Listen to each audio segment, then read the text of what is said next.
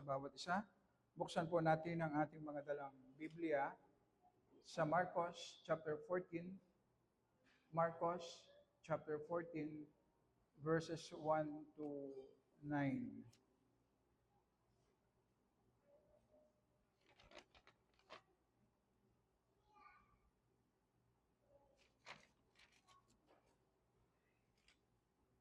Sige po, basahin po natin. Verse 1. Dalawang araw noon bago ang Paskwa at ang kapistahan ng tinapay na walang pampaalsa. Pinag-iisipan ng mga punong pari at ng mga eskriba kung papaano hulihin siya ng patago at siya'y maipapatay. Sapagkat sinabi nila, huwag sa kapistahan, baka magkagulo ang mga taong bayan. Verse 3, samantalang siya'y nasa Betanya, sa bahay ni Simon na ketongin, habang siya'y nakaupo sa hapagkainan, dumating ang isang babae na may dalang isang sisidlang alabastro na puno ng mamahaling pabangong purong nardo. Binasag niya ang sisidlan at ibinuhos ang pabango sa kanyang ulo. Ngunit may ilan doon na pagalit na sinabi sa kanilang sarili, bakit sinayang ng ganito ang pabango? Sapagkat ang pabangong ito'y maipagbibili ng higit sa 300 denaryo at maipamimigay sa mga dukha. At kanilang pinagalitan ang babae. Ngunit sinabi ni Jesus, hayaan ninyo siya, bakit ninyo siya ginugulo? Isang mabuting bagay ang ginawa niya sa akin, sapagkat lagi ninyong kasama ang mga dukha at kung kailan ninyo nais, magagawa ninyo sila ng mabuti. Ngunit ako'y hindi ninyo laging makakasama. Ginawa niya ang kanyang makakaya, nagpauna na siyang pahiran ang katawan ko para sa paglilibing. Last verse. Katotohanang sinasabi ko sa inyo, saan man ipangaral ang ebanghelyo sa buong sanlibutan, ang ginawa ng babaeng ito ay sasabihin sa pag-alaala sa kanya.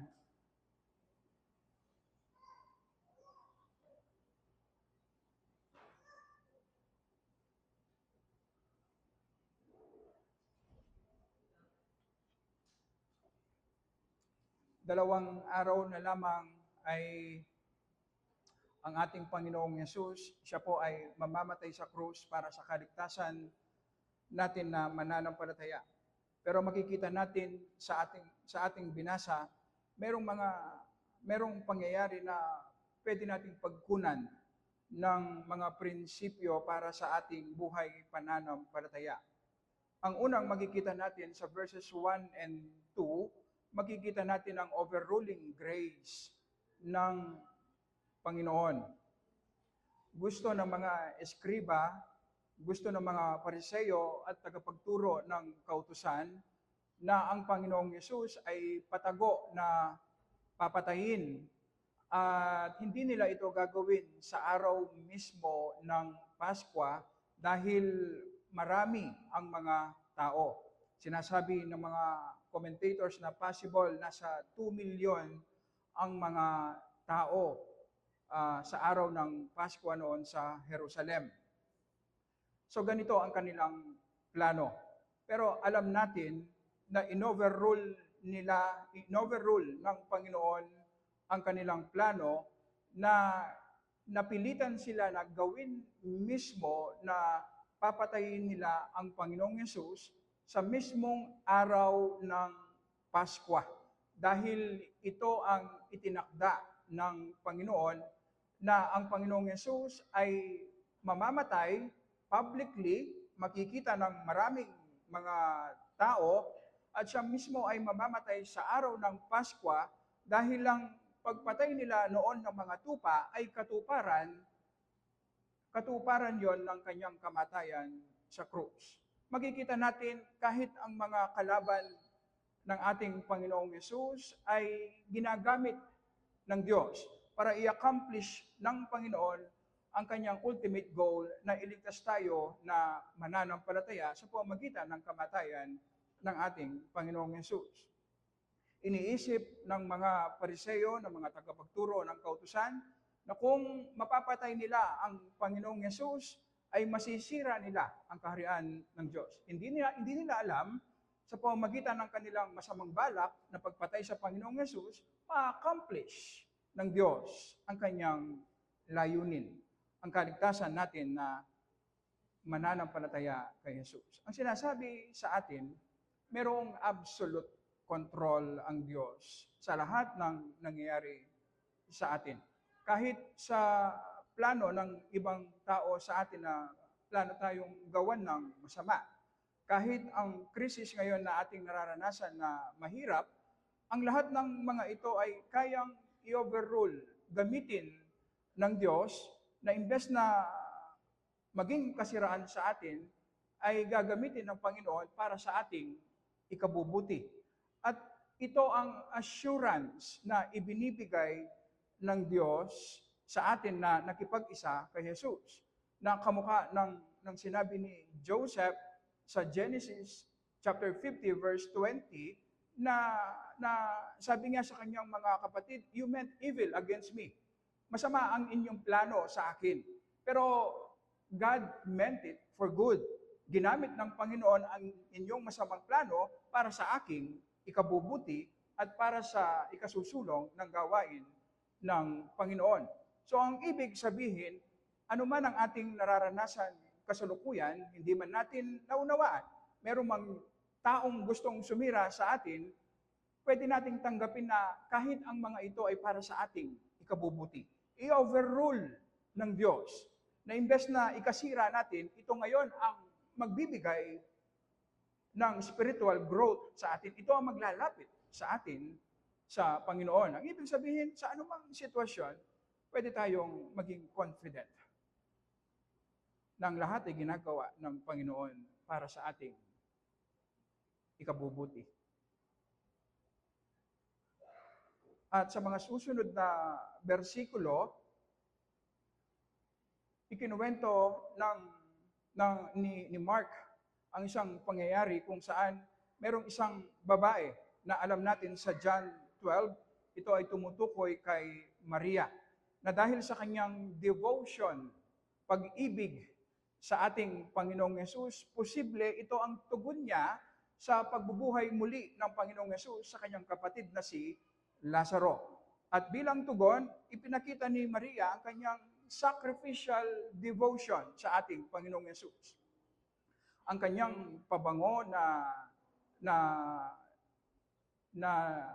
nagkakahalaga ng 300 denaryo na katumbas ng isang taong sweldo ng isang laborer, binasag niya at ipinahid ang pabango sa ulo ng ating Panginoong Yesus. Ipinapakita ang sacrificial devotion ni Maria sa ating Panginoong Yesus. Pero makikita natin sa tugon ng mga apostol sa pangunguna ni Judas, at alam natin kasama ang mga 11 apostles dahil sinasabi ito ni Matthew sa kanyang account, na sang-ayon ang 11 apostles sa comment ni Judas na sayang yung pabango na ipinahid ni Maria sa katawan ng ating Panginoong Yesus, na sana ginamit na lamang yon sa pagtulong sa mga may hirap. Alam niyo po ba, makikita natin ang ating sarili sa mga apostol, na pagdating po sa ating paglilingkod sa Panginoon, pagdating sa ating pagkakaloob sa Panginoon, pagdating sa pag-invest natin sa kingdom ng Panginoon, meron tayong kaisipan na palaging yung sakto lamang. Yung palaging in moderation lamang. Ayaw natin yung sobra-sobra.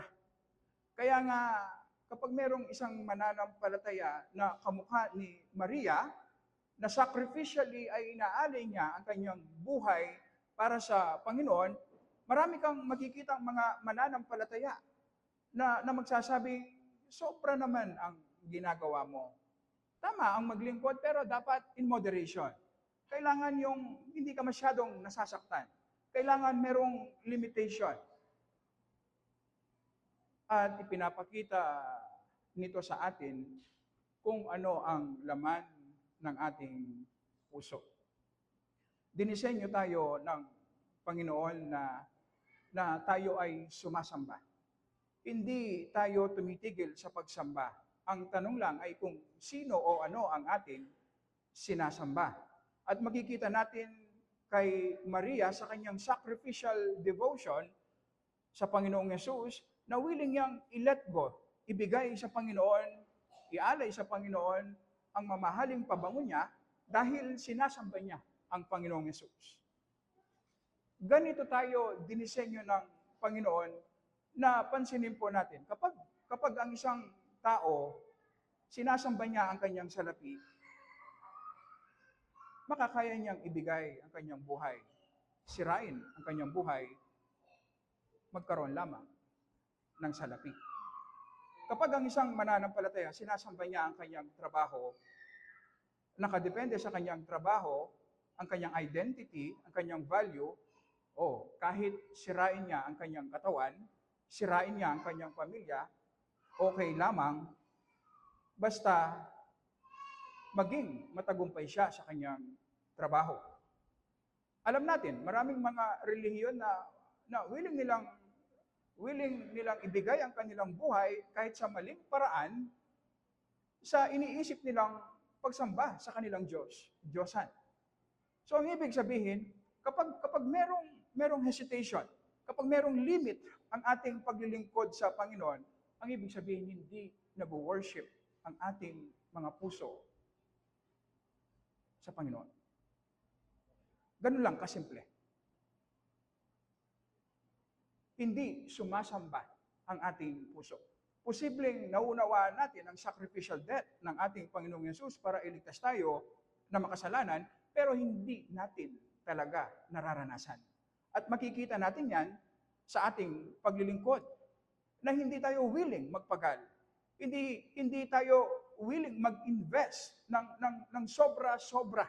Pero kung naunawaan natin ang unang pagbibigay ng ating Panginoong Yesus ng kanyang buong buhay hanggang sa kamatayan sa krus, alam niyo po ba, hindi tayo darating na magiging sobra ang ating ginagawang paglilingkod. Kung naunawaan natin ang unang pagkakaloob ng ating Panginoong Yesus para sa atin na undeserving, palagi tayong nag-iisip, ano pa ba ang pwede nating gawin para sa Panginoon? Kulang pa ang ating ginagawa. At hindi nagiging burden sa atin ang paglilingkod. Ito ay nagiging pribilehiyo dahil alam nating ginagawa natin para sa Panginoon na unang nagkaloob ng kanyang buhay para sa atin na makasalanan. Ang kailangan natin gawin ay hindi pilitin ang ating sarili na magtrabaho, magkaloob. Hindi. Ang kailangan natin gawin ay mag-worship. Mag-worship. Mag-worship.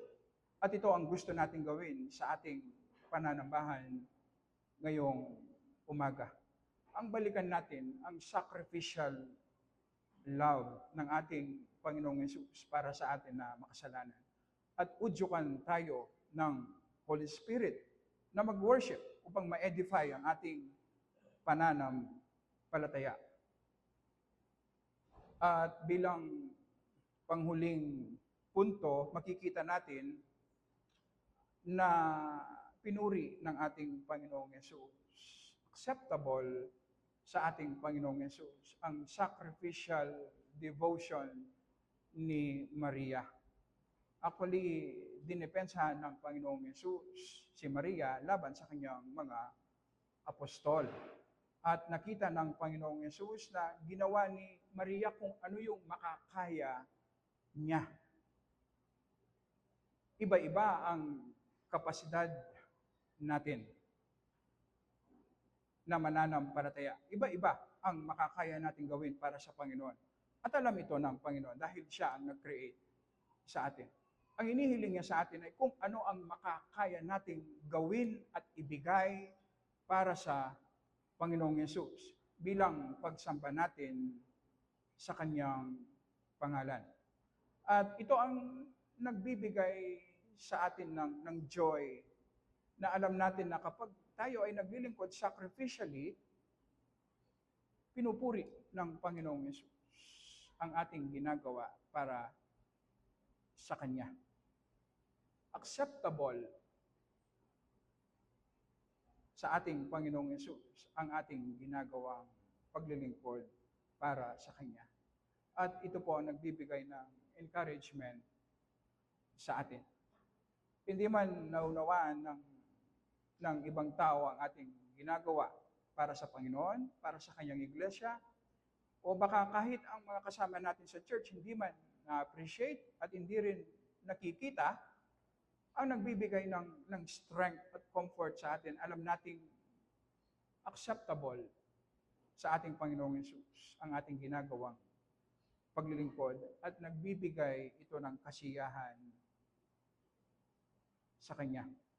Dahil sa ating sacrificial na paglilingkod, nagiging kamukha natin ang ating Panginoong Yesus na ang Kanyang pag-ibig ay sacrificial. Kaya nadulugod ang ating Panginoong Yesus sa ating sacrificial na devotion sa Kanya. Tayo po ay manalangin. Tulungan mo po kami, Panginoon, aming Ama na nasa langit.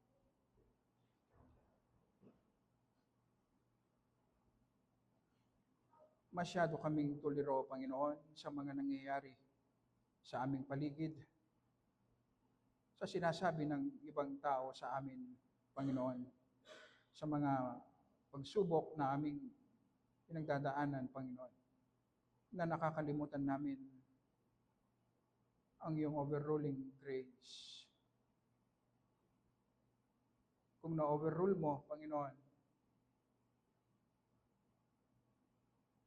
ang masamang plano ni Satan, ang masamang plano ng mga eskriba at pariseyo sa aming Panginoong Yesus na ginamit mo sila upang i-accomplish ang iyong ultimate plan na iligtas kami na makasalanan. Panginoon, sinasabi mo ngayon sa amin, ang lahat ng nangyayari sa aming mga buhay, mabuti man o masama, ang lahat ay ginagamit mo para sa aming ikabubuti.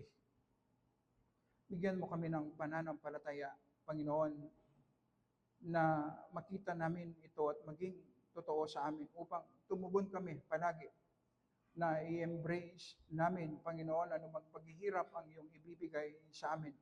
Saan mo man kami dalhin, Panginoon, sino man ang ilapit mo sa amin, magkakaroon kami ng power na mag-submit, Panginoon, sa iyong kalooban at tumugon ng tama na nakapagbibigay ng luwalhati sa iyong pangalan.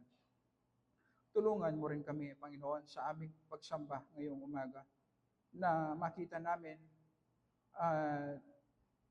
maging totoo sa amin, Panginoon, ang iyong sacrificial love sa pamamagitan ng kamatayan ng aming Panginoong Yesus sa krus para sa amin na mga undeserving at makasalanan. Tulungan mo po kaming masyak, Panginoon. Bakit mo nagawang ibigay ang iyong kaisa-isang anak para sa amin na mga undeserving? Bakit naibigay ng Panginoong Yesus willingly ang kanyang buhay, inako ang impyerno sa krus upang ako na makasalanan ay magkaroon ng buhay na walang hanggan? Tulungan mo po kami, Panginoon, na makita namin ang aming sinfulness.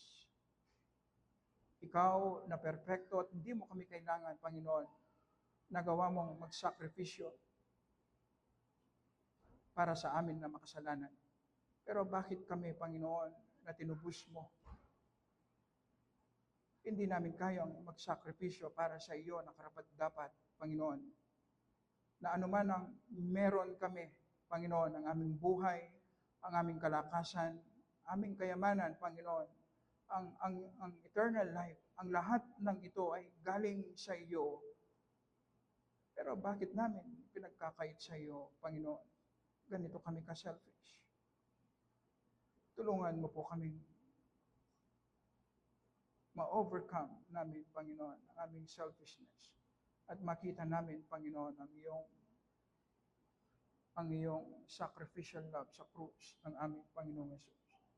At udyukan mo kami na mag-worship, Panginoon, upang mag-manifest sa aming mga buhay ang sacrificial devotion namin para sa iyong iglesia, para sa iyong gawain. At alam namin, Panginoon, na acceptable ang ganitong klaseng paglilingkod dahil ito ay picture ng sacrificial love na ipinakita mo sa krus ng aming Panginoong Yesus. Sa aming pagbabasa ng iyong banal na salita, Panginoon, sa aming pag-awit ng papuri sa iyong pangalan, sa aming pag-aaral ng iyong banal na salita, sa aming fellowship, sa aming pagkakaloob, tulungan mo po kami, Panginoon, na ang lahat ng ito ay magawa namin na sumasamba ang aming mga puso. Naunawaan namin ang iyong unang pagkakaloob, Panginoon, at ang aming pagsamba ay magbunga ng sacrificial devotion para sa iyong iglesia, para sa iyong gawain, para sa iyong glory. Sa pangalan lamang ng aming Panginoong Yesus. Amen.